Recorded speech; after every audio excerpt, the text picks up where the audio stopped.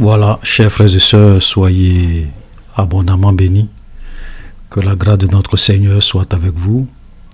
C'est encore une joie pour moi de faire cette vidéo pour essayer de vous expliquer encore la parole de Dieu et vous exposer certaines vérités très importantes. Le livre de l'évangile de Jean est un livre qui est rempli de beaucoup de vérités très très importantes. C'est pour cela que, comme vous avez souvent constaté, on est obligé de faire plusieurs vidéos sur un même chapitre parce qu'il y a beaucoup à dire. Voilà.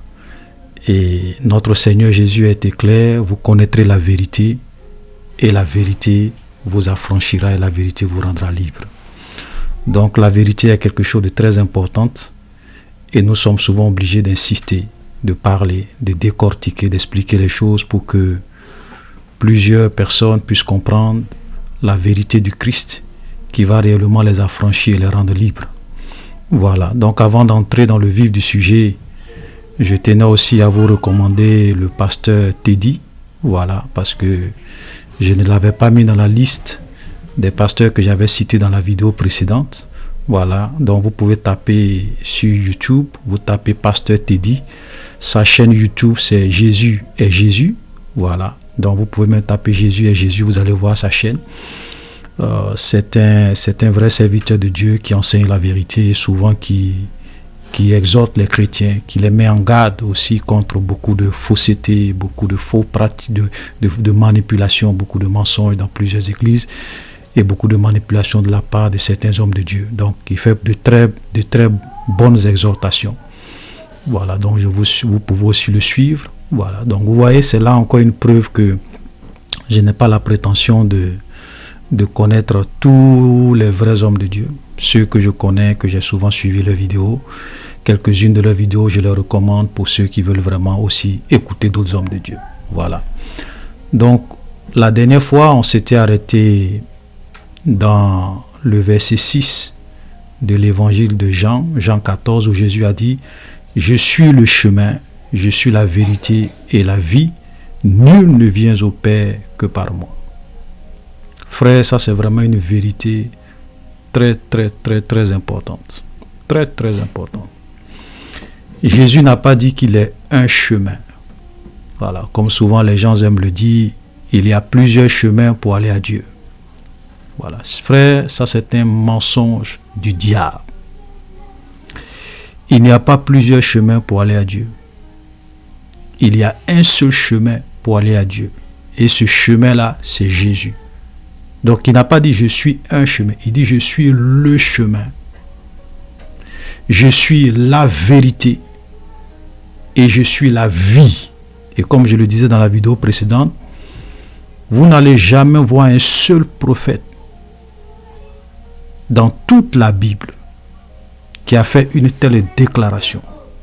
Je suis le chemin, je suis la vérité, je suis la vie. Jamais. Jésus n'a pas dit qu'il a la vérité, il dit qu'il est lui-même la vérité.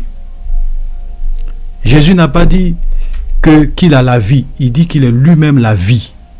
Il y a une grande différence. Donc seul Dieu est la vie, seul Dieu est la vérité, seul Dieu est le chemin. Donc chers frères et sœurs, que personne ne vous trompe. Tout ce que nous voyons dans ce monde, tout a été créé par Jésus, pour Jésus et en Jésus. La Bible nous dit que tout a été créé en lui, pour lui et par lui. Donc le monde dans lequel nous sommes, ce monde-là est christocentrique. Ça veut dire que ce monde n'a de sens et n'a de but que par rapport à Dieu. Tout n'a de sens que par rapport au Créateur. Si tu enlèves le Créateur dans la création, la vie n'a plus de sens. Rien n'a de sens. Tout n'est que vanité et poursuite de vent. C'est pour cela que, frère, beaucoup de personnes aujourd'hui qui rejettent Christ, qui rejettent la parole de Dieu, qui rejettent l'évangile de Jésus, et qui courent après le succès, après l'argent, après la gloire de ce monde, ils vont se réveiller dans l'éternité. Lorsqu'ils seront devant le juge, lorsqu'ils seront devant Jésus, lorsqu'ils seront devant le Dieu Tout-Puissant,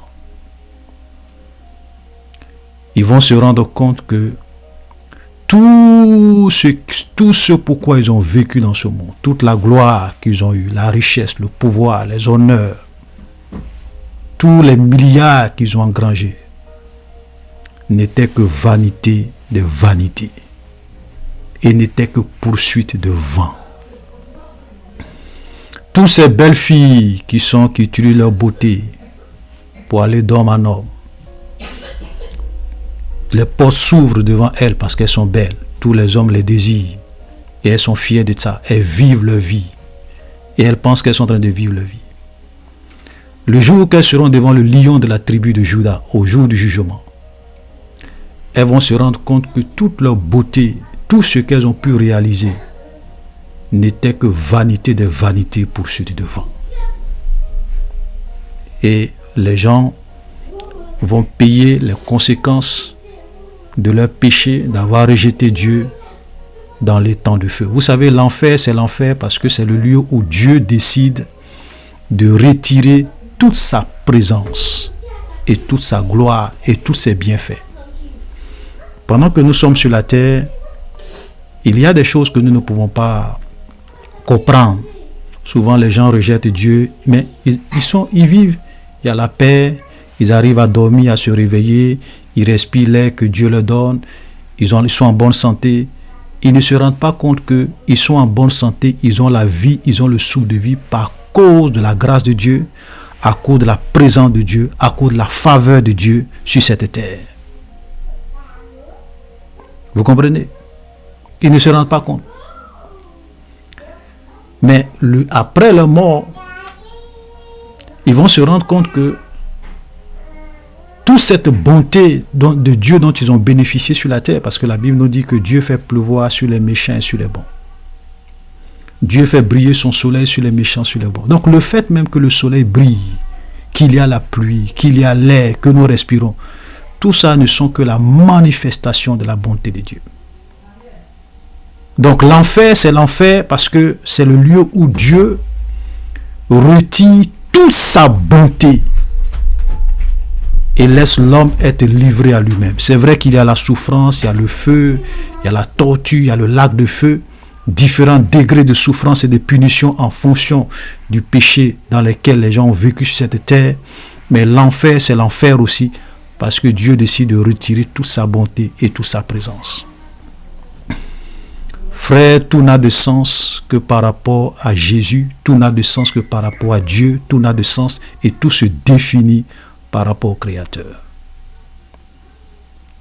Donc quand Jésus dit « Je suis le chemin, je suis la vérité, je suis la vie », le Seigneur Jésus sait de quoi il parle. Et il scelle le sort de toutes les fausses religions, de tous les faux prophètes. Nul ne vient au Père que par moi. Il n'y a pas de salut dans l'islam. Il n'y a pas le salut dans le bouddhisme. Il n'y a pas le salut dans l'hindouisme. Il n'y a pas le salut avec Kakou Philippe, ce faux prophète de la Côte d'Ivoire qui dit que même si tu crois en Jésus et que tu ne crois pas au message de Kakou Philippe, tu n'es pas sauvé. C'est un imposteur, un agent du diable.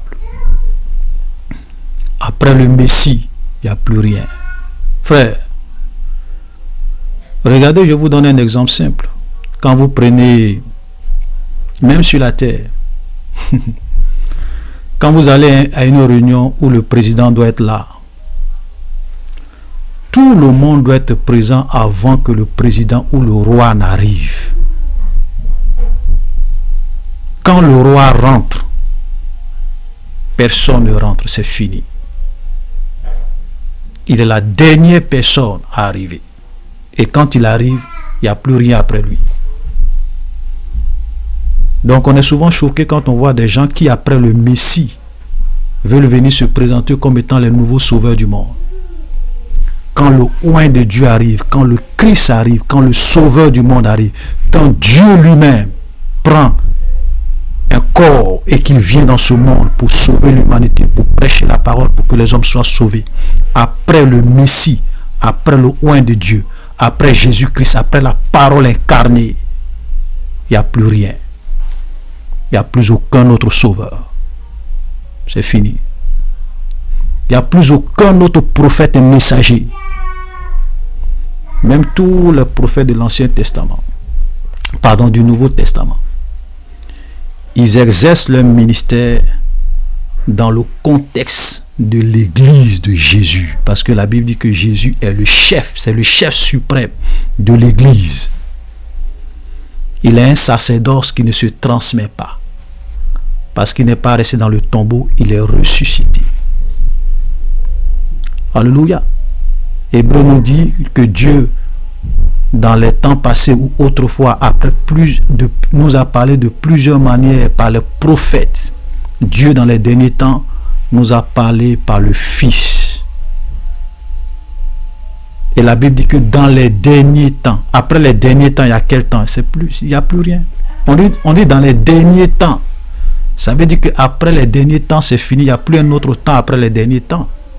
Donc dans les derniers temps, Dieu nous a parlé par le Fils. Alléluia. Donc tous ces gens qui viennent et qui disent qu'eux ils sont les sauveurs du monde, il faut croire en leur message, sont des imposteurs. Après le Messie, il n'y a plus rien, car il est le chemin, la vérité et la vie. Nul ne vient au Père que par lui. Frère, c'est une vérité très importante. Alléluia. Donc nous allons continuer, puisqu'on s'était arrêté sur le verset 6, Jean 14, verset 7. Vous me connaissiez, vous connaîtrez aussi mon Père, et dès maintenant vous le connaissez, vous l'avez vu. Philippe lui dit, Seigneur, montre-nous le Père, cela nous suffit. Jésus lui dit, il y a si longtemps que je suis avec vous, et tu ne m'as pas connu, Philippe. Celui qui m'a vu a vu le Père. Comment dis-tu, montre-nous le Père? Ne crois-tu pas que je suis dans le Père et que le Père est en moi? Les paroles que je vous dis, je ne les dis pas de moi-même.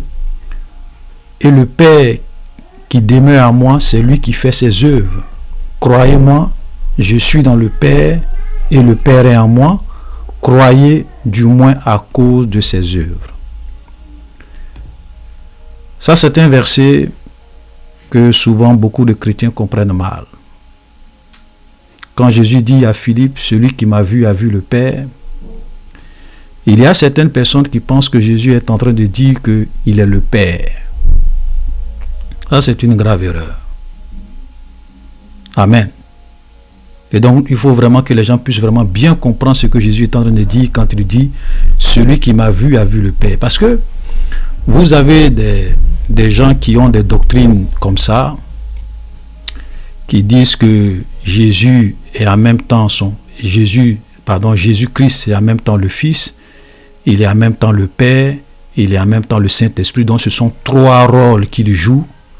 Voilà, c'est la même personne, donc c'est le même Jésus qui joue trois rôles différents. Le rôle du Fils, le rôle du Père, le rôle du Saint-Esprit. Simplement parce que les gens veulent nier la Trinité. Ils veulent nier le fait qu'il existe un seul Dieu en trois personnes distinctes. Voilà. Donc il faut faire vraiment beaucoup attention, parce que si vous vous basez sur ça pour dire que le fait que Jésus a dit celui qui m'a vu a vu mon Père, donc Jésus est en même temps son Père, Jésus c'est en même temps le Père, comment vous expliquer dans le même chapitre, comment vous expliquer le verset 28 que je vais lire? Jean 14 verset 28. Vous avez entendu que je vous ai dit, je m'en vais et je reviens vers vous. Si vous m'aimiez, vous vous réjouirez de ce que je vais au Père, car le Père est plus grand que moi. Comment Jésus peut être le Père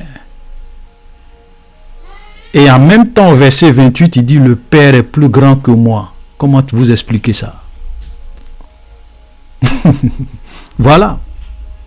C'est pour cela que je dis, chers frères et sœurs, il ne faut pas faire une lecture sélective de la parole de Dieu. Et il ne faut pas interpréter la parole de Dieu avec fantaisie. Il dit celui qui m'a vu a vu le Père. Donc tu peux te dire, bon, ma première compréhension c'est que Jésus est en train de dire qu'il est le Père. Mais quand tu arrives sur le verset 28, il te dit que le Père est plus grand que moi. Et là, ça doit t'interpeller pour te dire, il y a quelque chose que je ne comprends pas. Parce que quelqu'un ne peut pas être grand que lui-même. Tu ne peux pas être grand que toi-même. Ça n'a pas de sens. Vous comprenez? Souvent, j'ai même une fois entendu une vidéo sur YouTube qui dit, ah, j'ai la preuve, voici la preuve que Jésus n'est pas Dieu.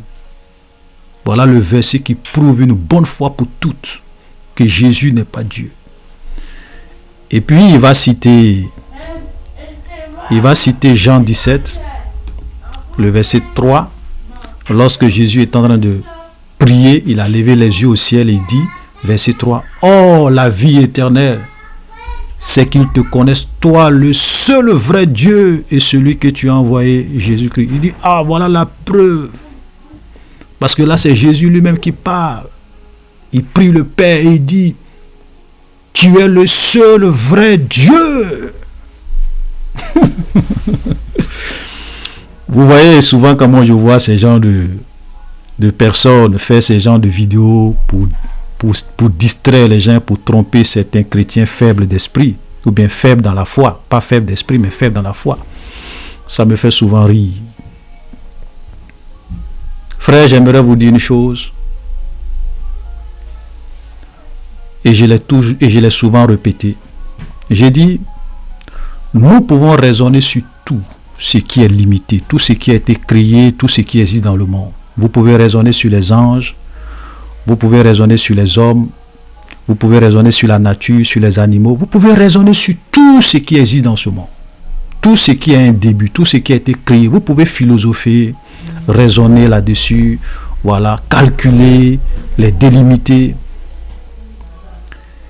Mais s'il y a un seul être dans ce monde qui est la limite de nos raisonnements, de notre philosophie, de nos rhétoriques, de nos calculs, qui est la limite de la mathématique humaine, c'est Dieu. Pourquoi? Parce que Dieu est un être infini. Ça veut dire qu'un être qu'on ne peut pas délimiter, qu'on ne peut pas canaliser, qu'on ne peut pas mesurer, qu'on ne peut pas saisir, il est l'infini. Les Anglais vous diront, God is an infinite being. God is an infinite being. Donc, Dieu est un être infini. Et quand tu es face à un être infini, il faut te dire d'abord que tu es devant un mystère.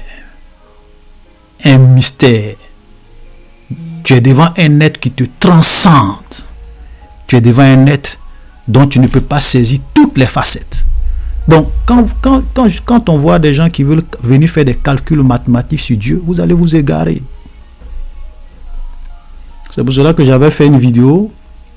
Je vais pas vraiment trop m'attarder sur ça, parce que j'ai déjà fait une vidéo où j'ai un peu parlé des versets contradictoires sur Dieu, même sur la divinité de Jésus. Et j'ai essayé d'expliquer comment tous ces versets-là s'expliquent à travers la Bible. Et j'ai pris des versets. Donc vous pourrez vraiment suivre la vidéo qui s'affiche à l'écran pour comprendre tous ces versets contradictoires. Comment Jésus est en même temps Dieu, il est en même temps fils de Dieu, il est en même temps fils. Voilà, j'ai vraiment expliqué, donc je ne vais pas vraiment reprendre pour ne pas que la vidéo soit trop longue. Ok, voilà. Mais comprenez une seule chose, c'est que Dieu est la limite de notre réflexion. Quand vous êtes devant un être comme Dieu, sachez qu'il faut laisser de la place à ce qu'on appelle des mystères. Voilà, c'est vrai que dans cette vidéo, j'ai essayé quand même d'expliquer, en me basant sur certains versets, pour essayer de vous expliquer certaines vérités fondamentales sur Dieu. Donc je vous exhorte vivement à les regarder ces vidéos-là pour comprendre souvent certains versets que les musulmans vous disent. Pour dire Jésus n'est pas Dieu, Jésus a dit cela. Par exemple, Jésus a prié, il a dit « Oh mon Père, toi tu es le seul vrai Dieu ». Comment comprendre tout ça? J'ai expliqué. Ok? Donc, frères et sœurs, je vous en prie, faisons beaucoup attention. Dieu, c'est un être qui nous transcende. C'est un être qui nous dépasse. Vous ne pouvez pas réduire Dieu à un être humain pour le comprendre. Il est vraiment donc très important, chers frères et sœurs, quand nous lisons la Bible, de faire beaucoup attention. Et de surcroît, lorsque nous arrivons sur Dieu et que nous voulons vraiment raisonner sur Dieu, faites beaucoup attention. Tu ne peux pas te baser sur quelques versets pour dire Jésus n'est pas Dieu ou bien Jésus est son Père. Non, non, non, non, non, non, non. Il faut faire beaucoup attention. Donc quand vous voulez vraiment comprendre Dieu ou bien vous voulez comprendre des choses de Dieu, prenez tous les versets qui parlent de Dieu, qui parlent de la divinité de Jésus, qui parlent de la divinité de Jésus, et puis vous rassemblez tous les versets qui parlent de Dieu et vous essayez de voir comment on doit comprendre chacun de ces versets. Si tu dis que le Père c'est le Fils, comment tu peux comprendre que le même Fils dit que le Père est plus grand que moi? Tu es bloqué. Alléluia. Donc, chers frères et sœurs, faisons beaucoup attention. Et je le disais une fois, j'ai dit Dieu, il nous transcende tellement qu'il peut paraître devant toi là, de façon physique. Tu le vois. Il est là devant toi, il cause avec toi. Et en même temps qu'il est en train de causer avec toi, il est assis dans le ciel. Et les anges, il adore. En même temps qu'il est assis dans le ciel, les anges, il adore. Il est partout dans l'univers au même moment, au même temps. Même celui qui prie dans sa chambre, Dieu est là. Dieu le voit par son esprit. Comment tu peux saisir un tel être? Comment tu peux vouloir canaliser, philosopher sur un tel être? C'est de la pure folie. Amen, c'est de la pure folie. Le jour que nous les hommes, nous allons pouvoir comprendre Dieu dans toutes ses dimensions, c'est que nous-mêmes nous sommes devenus Dieu. Et je vais vous dire que nous allons passer toute l'éternité à connaître Dieu. À connaître Dieu. Parce que Dieu c'est un mystère. Alléluia. Voilà. Donc faisons beaucoup attention. Ne viens pas réfléchir sur Dieu, ne viens pas calculer sur Dieu. Souvent, il y a des gens, même les musulmans, ils vont dire non, Dieu ne peut pas venir dans sa création. Comment Dieu peut se faire homme et puis venir dans sa création? Pourtant, eux-mêmes, ils vous disent que c'est Dieu qui a créé la terre, c'est Dieu qui a créé les cieux. Mais Dieu est au ciel, non? Le ciel où Dieu est là, c'est pas lui-même qui a créé ça. Donc Dieu est dans sa création. Vous voyez? Et les gens vont vous dire, mais avant que Dieu ne crée le ciel, Dieu ne crée la terre, Dieu était où? C'est pour cela que frère, Dieu, tu ne peux pas le saisir, tu ne peux pas le canaliser, tu ne peux pas le maîtriser. C'est un mystère. On le saisit par la foi. Il y a des vérités sur Dieu que tu ne peux saisir que par la foi, parce que Dieu te transcende. Alléluia. Donc quand Jésus dit, on va aller un peu vite, donc quand Jésus dit celui qui m'a vu a vu le Père, ici il n'est pas en train de dire que si tu l'as vu physiquement, c'est le Père que tu as vu. Que sa tête que tu vois, c'est la tête du Père. Que ses mains que tu vois, c'est comme ça les mains de Dieu sont. Que ses yeux que tu vois, c'est comme ça les yeux de Dieu sont. C'est pas ce que Jésus est en train de dire. Il n'est même pas en train de parler ici de son aspect physique. La preuve en est que vous voyez quand vous lisez le livre de l'Apocalypse, quand Jésus s'est révélé à Jean sur l'île de Patmos, Jean était tellement bouleversé. Il voit quelqu'un dont les yeux sont comme une flamme de feu, dont le visage est comme le soleil lorsqu'il brille dans toute sa force. Sa voix est comme le bruit des grands eaux. Il voit Jésus avec qui il a mangé, vécu sur la terre. Il le voit dans une gloire. Et il tombe comme un homme mort. Jean savait que ce Jésus qu'il voit, Ce n'est pas le Jésus avec qui il mangeait à table. Ce n'est pas le Dieu avec qui il mangeait à table. Frère, c'est pour cela que vous voyez, Jésus, il faut faire beaucoup attention. Et ça, je parle à mes frères en Christ. Il y a des gens qui jouent avec leur vie et qui se disent Dieu est amour, Dieu nous aime, Dieu est bon, Dieu est compatissant, Dieu pardonne nos péchés. Oui, c'est vrai. Il est l'agneau de Dieu qui ôte le péché du monde. Mais sachez que ce même Dieu, il est aussi le lion de la tribu de Juda. Il est un feu dévorant. Il est en même temps l'agneau et il est en même temps le lion de la tribu de Juda. Il est en même temps bon, il est en même temps doux, mais il est aussi un feu dévorant. Si tu ne comprends pas ces deux aspects de Dieu, tu auras des surprises dans l'éternité. C'est pour cela qu'il y a des gens qui vont se réveiller dans l'éternité. Et ils vont penser qu'ils auront affaire au Jésus doux, au Jésus qui pardonne les péchés. Mais après la mort, c'est fini, il n'y a plus de pardon.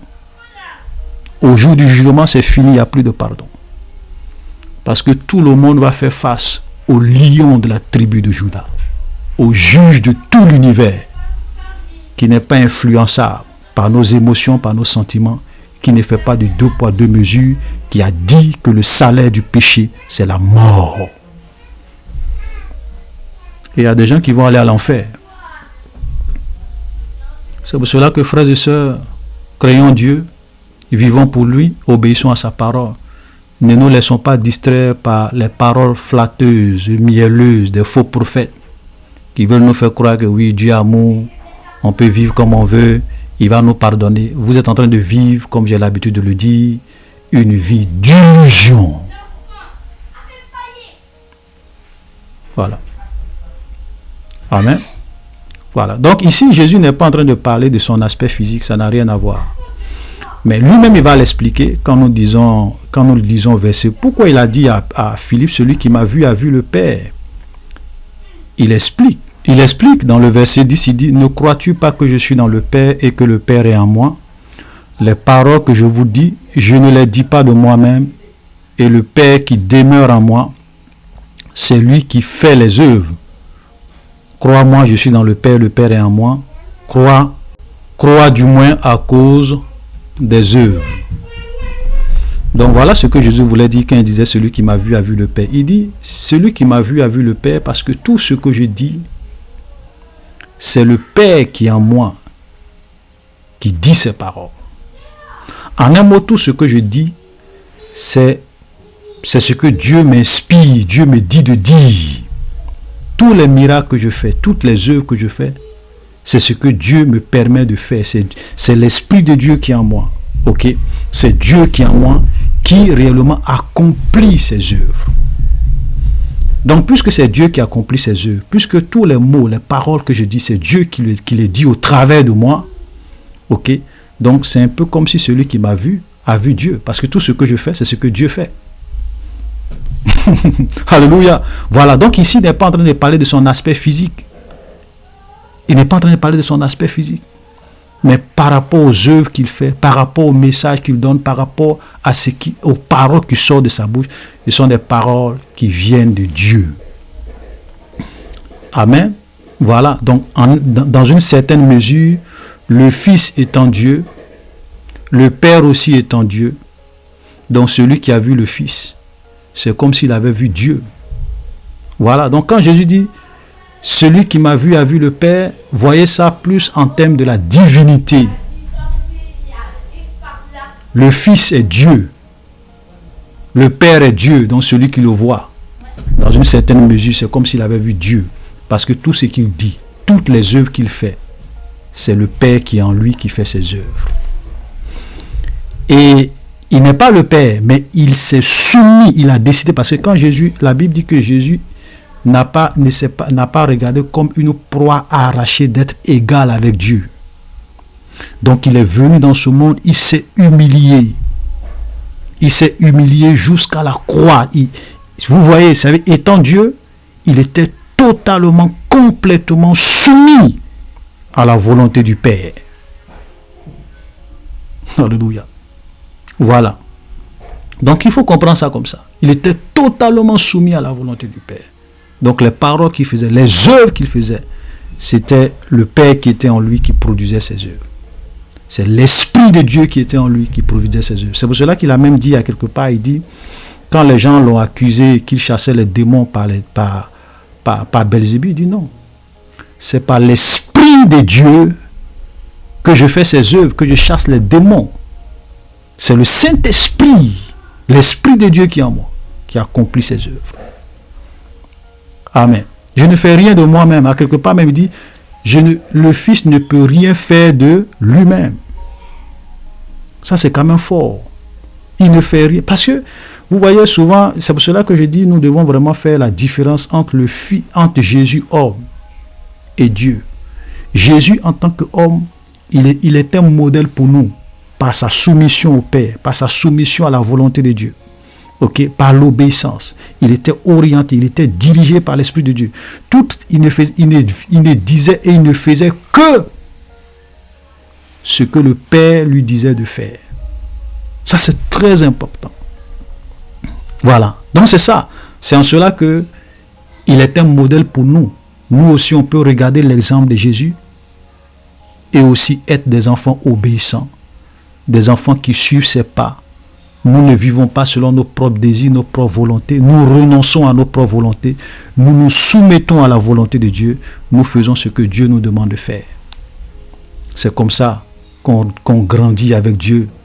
Et c'est comme ça également qu'on sera capable d'accomplir les œuvres que Jésus a accomplies. Parce que regardez ce qu'il dit qui est aussi très très fort. Qui est aussi très très fort au verset 12. Il dit: en vérité, je vous le dis, celui qui croit en moi fera aussi les œuvres que je fais, et il en fera de plus grandes parce que je m'en vais au Père. Ça, c'est une parole que nous avons vraiment besoin de comprendre. Parce que l'erreur que souvent beaucoup de personnes peuvent faire, parce que quand Jésus parle comme ça, les gens pensent que cela veut dire que oui, de la même manière que Jésus a fait beaucoup de miracles, n'importe quel chrétien doit être capable de faire beaucoup de miracles. Comme Jésus. Faites attention. Dieu peut nous pousser à faire les miracles ou bien à vraiment accomplir ce que Jésus a accompli ou bien à vivre la qualité de vie que Jésus a vécue si réellement nous nous soumettons comme Jésus s'est soumis au Père. Amen. Jésus ne faisait pas ce qu'il voulait. C'est pour cela qu'il dit le Fils ne peut rien faire de lui-même. Tout ce qu'il fait, c'est ce que le Père lui dit de faire.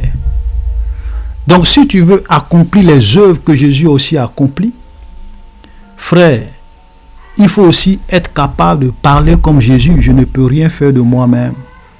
C'est ce que Dieu me dit de faire que je fais. Je suis soumis à la volonté de Dieu. Je suis soumis à l'orientation de Dieu. Je suis soumis au plan de Dieu dans ma vie.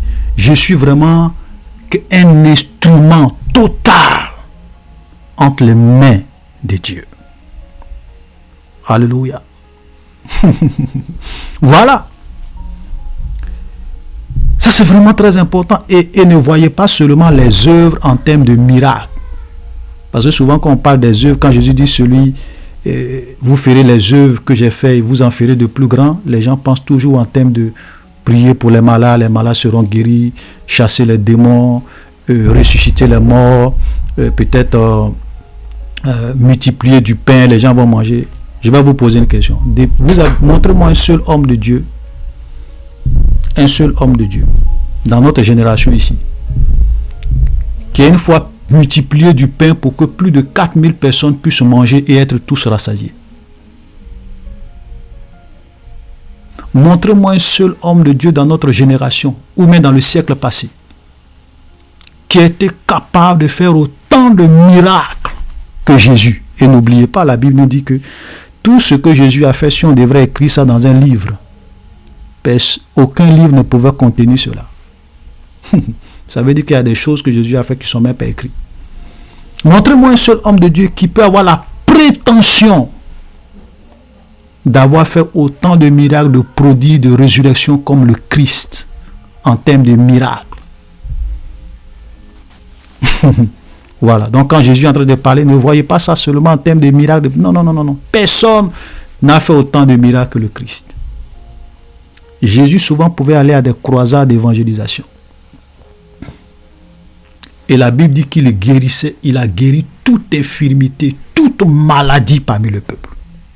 Ça veut dire qu'il y a des moments où quand Jésus partait annoncer la parole de Dieu, tous ceux qui étaient malades, peu importe leur maladie qui venait, ils étaient tous guéris. Ils retournaient guéris à 100%. Il y a des moments aussi où ils pouvaient aller dans des endroits et puis ils guérissent une seule personne. Et puis il s'en va. Il s'en va au puits de Bethesda. Il y avait un monsieur qui était là, qui était malade depuis 38 ans. Ils étaient nombreux. La Bible dit qu'il y avait une foule nombreuse. Des gens qui étaient là, qui attendaient que l'eau, un ange descende pour remuer l'eau, pour qu'il puisse descendre et être guéri. Jésus est parti là-bas. Il a vu tous ces malades. Mais Dieu ne lui a pas dit de guérir tous les malades qui sont là. Dieu lui a dit de guérir cette seule personne et de partir. Donc il a guéri cette seule personne et il est parti. C'est pour cela que souvent quand vous voyez des pasteurs qui disent « Ah, voyez les malades, ils seront guéris, cela », ils vous vendent des rêves. Ils vous vendent des rêves. Parce que personne ne peut prédire d'avance ce que Dieu va faire. C'est pas nous qui commandons Dieu. C'est Dieu qui fait son œuvre. Vous pouvez aller dans un moment de prière. Dieu peut décider de guérir tout le monde. Vous pouvez aussi aller dans des moments de prière. Dieu peut décider de ne même pas guérir une seule personne. Il sait pourquoi. Parce qu'il est souverain. Alléluia. Donc faites souvent beaucoup attention quand vous voyez des affiches où les gens disent « Ah, veillée de miracles, veillée de guérison, de prodiges. Dieu va débloquer ta situation. » Comme les gens aujourd'hui aiment qu'on leur vende des rêves, qu'on leur vende le mensonge, comme les gens aiment entendre des choses agréables. On ne leur dit pas venez écouter la parole de Dieu, venez rencontrer Dieu pour être sauvé de vos péchés, pour que Jésus vous délivre de votre vie de péché. On leur vend des rêves, on met des affiches alléchantes pour attirer les gens. Personne ne contrôle Dieu. Dieu fait ce qu'il veut. Et il sait pourquoi il le fait. Vous savez, quand des gens souvent viennent pour être guéris de leur maladie, et que Dieu décide de ne pas les guérir, il sait pourquoi. Parce qu'il est souverain. Il y a des choses que nous, on peut ne pas comprendre. Mais Dieu seul comprend. Et comme un homme de Dieu le disait, il disait que quand il parlait de l'histoire du fils prodige, le fils prodige, je sais que vous connaissez un peu cette histoire de ce jeune homme qui a pris sa part d'héritage et qui allait dans un pays lointain dépenser tout ce que son père lui a donné comme son héritage avec les prostituées, avec la belle vie. Et puis quelque temps après, quand il a fini de dépenser tout son argent, la famine est venue. Il souffrait beaucoup. Il était même obligé d'être serviteur pour garder des pourceaux. Il avait tellement faim, il avait tellement tout perdu que la Bible dit que même il voulait se nourrir de la nourriture qu'on donnait aux pourceaux, qu'on donnait aux porcs. Mais personne ne lui donnait cette nourriture, tellement qu'il avait faim. Et cet homme de Dieu là disait que si nous les chrétiens on était à côté de ce fils prodige qui avait faim, ok, puisqu'on n'est pas, souvent on ne se laisse pas conduire par l'Esprit de Dieu, peut-être que chaque soir, dans un élan de compassion humaine, on allait vraiment préparer la nourriture pour aller lui donner, il allait manger, il n'allait jamais, puisque nous les chrétiens on allait lui donner à manger parce qu'il est pauvre, il n'a rien. Il n'allait jamais regretter ce qu'il a fait et retourner vers son Père pour être vraiment sauvé, pour être rétabli. Et c'était vrai.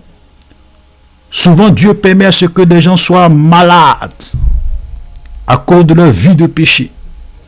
Dieu permet à ce que les gens échouent à cause de leur vie de débauche. Dieu permet à ce que des gens soient atteints de maladies incurables et qu'ils touchent le fond pour qu'ils se souviennent de leur Créateur et qu'ils soient sauvés. Donc souvent, il y a des gens qui viennent.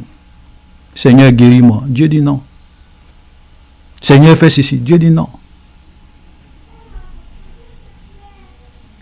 Parce que tu ne veux pas abandonner ton péché. Tu ne veux pas abandonner ta mauvaise vie. Tu ne veux pas me donner totalement ton cœur et ta vie. Donc pourquoi tu veux que je t'écoute alors que toi tu refuses de m'écouter? Donc les gens ils peuvent venir, ils sont malades. Mais Dieu dans son plan décide de ne pas les guérir. Le Seigneur sait toutes choses. C'est pour cela que, chers frères et sœurs, ne vous plaignez jamais. Ne vous plaignez jamais. Parce qu'il y a des... Dieu connaît le cœur des hommes. Il connaît leurs pensées, il connaît leurs motivations, il connaît leurs intentions. Amen. Donc Jésus pouvait arriver à des endroits où il guérit tout le monde. Il arrive à des endroits où Dieu lui dit non, il faut guérir cette seule personne de va-t'en. Le reste, tu le laisses. Peut-être, et vous allez voir qu'il y a des gens, plus tard, même quand Jésus a tout accompli, qu'il est monté, et que les apôtres ont commencé à prêcher. Dieu, ces mêmes personnes que Jésus ne les a pas guéries, les apôtres leur ont imposé les mains, ils ont été guéris. Amen. Parce qu'ils étaient maintenant prêts à réellement suivre le Seigneur. Frère, c'est pour cela que la Bible dit que Dieu est souverain. Vous savez, apprenons à ne jamais nous plaindre de Dieu. Non. Non, Seigneur, pourquoi tu n'as pas guéri mon enfant? Seigneur, pourquoi tu n'as pas guéri ma femme? Seigneur, pourquoi tu ne me guéris pas? Frère, faites attention. Même l'apôtre Paul. Est-ce que vous savez que l'apôtre Paul, je ne suis pas en train de dire ça pour dire que Dieu ne peut pas vous guérir. Je ne suis pas en train de dire ça pour vous dire de ne pas prier. Non, ce sont des réalités que je vous explique. Même l'apôtre Paul, l'un des grands serviteurs de Dieu de son temps, il était malade. Il avait une écharpe qui le fatiguait. Et il dit qu'il a prié 3 fois le Seigneur. Il prie. Dieu dit, ma grâce te suffit. Je ne vais pas te guérir. Il dit, bon, peut-être que je n'ai pas bien entendu. Peut-être 1 semaine, 2 semaines encore. Il prend encore des moments de prière. Il prie. Le Seigneur lui dit, ma grâce te suffit. Je ne vais pas te guérir. Il prie. 3e fois, le Seigneur dit, ma grâce te suffit. J'ai permis à ce que tu sois malade. Pour que tu comprennes que tous les autres malades que tu guéris, tous les autres malades, parce que moi je t'utilise puissamment pour faire des miracles et des prodiges, pour ne pas que tu sois enflé d'orgueil. Je permets à ce que cette petite maladie-là soit avec toi. Pour que tu te souviennes toujours que toi, que Dieu utilise pour guérir les autres, toi-même tu es malade et Dieu ne veut pas te guérir. Donc tu n'es pas un être extraordinaire. Tu es un homme. Tout ce que tu fais, c'est mon esprit, c'est pas mon esprit qui est en toi que je produis ces miracles. Et Paul a compris cela.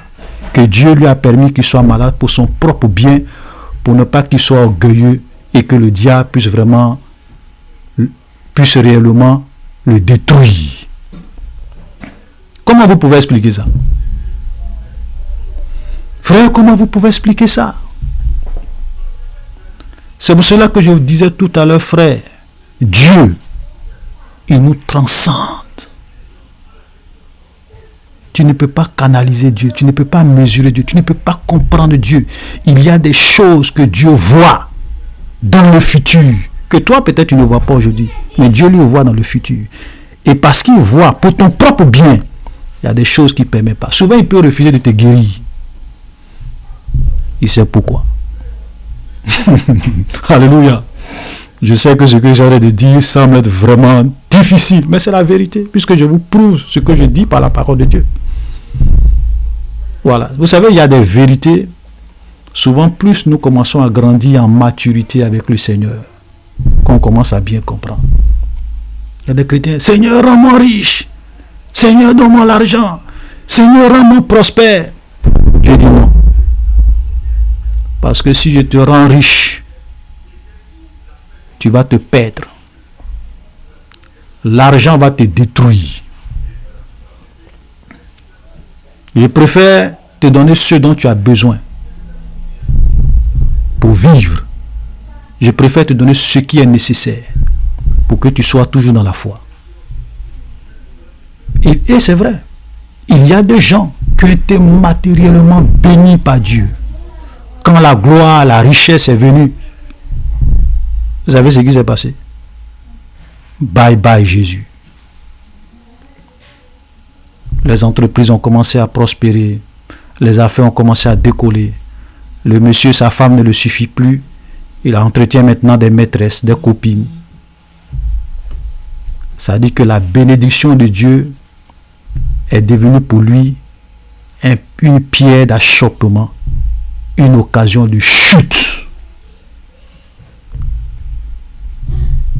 Frères, faisons beaucoup attention. Craignons Dieu. Ne nous plaignons jamais du Seigneur. Bénissons Dieu pour tout ce qu'il nous donne et pour tout ce que nous sommes. N'envions personne et ne nous comparons à personne. Parce que chacun est différent. Dieu a un plan spécial pour chacun.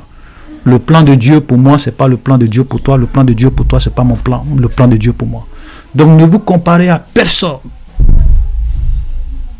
Alléluia. Amen. Donc, Jésus dit, donc nous sommes capables de faire les œuvres que Jésus fait. C'est-à-dire que ici, comme je le disais, quand je dis les œuvres, ce n'est pas seulement en termes de miracles. Mais toute la vie chrétienne, l'humilité, l'amour, la compassion, la sainteté, la pureté, la vie de prière.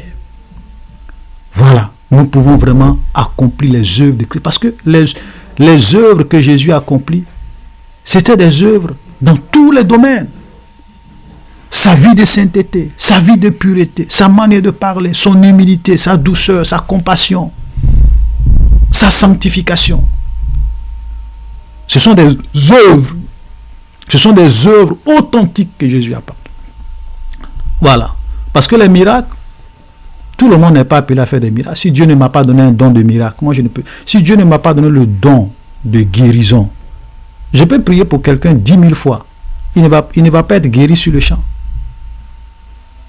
Mais celui qui a le don de miracle peut venir prier pour quelqu'un, la personne va être guérie. Parce que c'est un don que Dieu lui donne.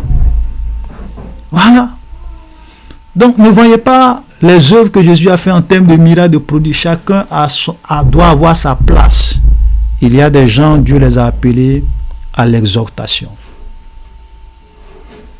Quand des gens viennent vers eux, qui sont abattus, découragés, quand ils prennent la Bible, ils te parlent. Et Dieu touche ton cœur. Tu sors de ce jeu vraiment fortifié, renouvelé. C'est un don que Dieu leur donne, le don de l'exhortation. Amen. Il y a des gens, ceux à quoi Dieu les a appelés, c'est vraiment de visiter les veuves, les orphelins.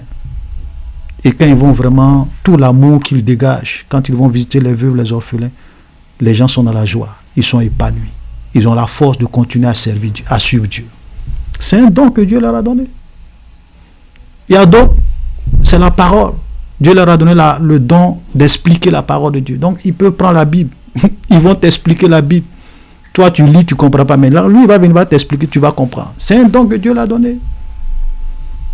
Il y a d'autres aussi, c'est le don de prophétie. C'est un don que Dieu l'a donné. Donc, ne vous comparez jamais à quelqu'un par rapport à ces dons. Parce que ces mêmes dons, si tu les demandes à Dieu et que dans le plan de Dieu, Dieu veut que tu les manifestes, il va te les donner, tu vas faire la même chose comme eux. Donc, pourquoi se comparer à quelqu'un? Et comme la Bible dit, qu'est-ce que nous avons que Dieu ne nous a pas donné? Pourquoi devons-nous nous enorgueillir de cela? C'est une folie. Alléluia. Donc, voilà ce que Nous devons vraiment comprendre. Voilà, donc Jésus a dit en vérité, je vous le dis, celui qui croit en moi fera aussi les œuvres que je fais, il en fera de plus grands parce que je m'en vais au Père. Tout ce que vous demanderez en mon nom, je le ferai, afin que le Père soit glorifié dans le Fils. Amen, ça c'est vraiment quelque chose de fort. Tout ce que vous demanderez en mon nom, je le ferai. Maintenant, il faut qu'on puisse vraiment bien comprendre cela. Je vais juste parler de ça et puis on va s'arrêter là. Parce que je n'aime pas trop faire des vidéos de plus de 1 heure du temps, ou bien qui durent des heures. Ok? Ici, Jésus dit, tout ce que vous demanderez en mon nom, je le ferai. Il faut bien comprendre parce que souvent, les gens pensent que parce que Jésus a dit ça, donc tout ce qu'on va lui demander, il va nous donner ça. Mais si c'était ça, c'était facile. Moi, j'allais demander à Dieu, Seigneur, je veux être le président du Canada. Ou bien je vais être le président des États-Unis, ou bien je vais être le président de la Côte d'Ivoire, ou bien du Burkina, ou bien, je ne sais pas, du Libéria, ou bien du Gabon, ou bien du Cameroun, ou bien du Bénin. Non, c'est pas ça. Tout ce que nous demandons à Dieu, qui est conforme à sa volonté, il le fait. Parce que n'oubliez pas, Jésus a dit que tout ce qu'il fait, c'est le Père qui est en lui qui le produit. Ok? Tout ce qu'il dit, donc même quand il prie, c'est poussé par l'Esprit de Dieu qu'il prie, qu'il demande des choses dans sa prière. Ce n'est pas des choses charnelles. Il ne va pas demander des choses pour sa propre satisfaction, pour sa propre gloire. Voilà. Toutes les prières égoïstes que nous faisons, non pas pour demander des choses dont nous avons besoin, mais des choses dont nous désirons. Très souvent, dans plus de 90% des cas, souvent Dieu ne nous donne pas. Tu vois ton ami qui a une voiture, tu dis, Seigneur, donne-moi aussi cette voiture, donne-moi les moyens pour acheter cette voiture. Dieu ne va pas te donner. Tu as vu ta camarade qui a porté une belle chaussure. Seigneur, je veux aussi avoir cette chaussure. Mais pourquoi tu veux avoir cette chaussure? Parce que tu veux paraître. Dieu ne va jamais exaucer ce genre de prière. Amen. Voilà. C'est pour cela que on prie pour beaucoup de choses. Mais c'est ce qui est nécessaire que Dieu nous donne. C'est ce qui est important que Dieu nous donne. Donc il faut vraiment comprendre. Parce qu'il y a des prières qui sont spirituelles. Il y a des prières qui sont vraiment conduites par l'Esprit de Dieu. Il y a des prières ou bien des choses que nous demandons. Que quand Dieu lui-même regarde et dit oui, effectivement, mon fils a vraiment besoin de ça. Par exemple, tu travailles dans un endroit qui est très loin. Tu es obligé souvent de parcourir des kilomètres. Ou bien souvent puisqu'il y a trop d'embouteillages, tu vois que vraiment c'est difficile pour aller dans le travail. Souvent tu peux dire, Seigneur, vraiment permets-moi d'avoir une voiture. Je n'ai pas les moyens. Ouvre les portes. Dieu peut analyser et puis dire, effectivement, mon fils, vraiment, il lui faut vraiment une voiture. Et Dieu va disposer, il va t'exaucer. Mais si tu veux une voiture parce que ton ami a une voiture, Dieu ne va pas t'exaucer. Amen. Donc tout ce que nous demandons, qui rentre dans le plan de Dieu, qui est conforme à la volonté de Dieu. Ok, tout ce que nous demandons, qui sont des choses que nous avons réellement besoin, Dieu peut nous les accorder. Mais tout ce que nous demandons seront nos propres désirs. Parce qu'on veut faire comme les autres, parce qu'on veut paraître. Très souvent, Dieu ne va jamais honorer ces genres de prières.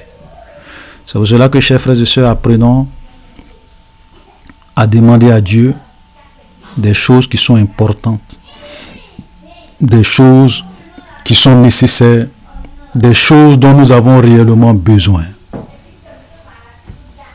Voilà, shalom, soyez bénis et à la prochaine.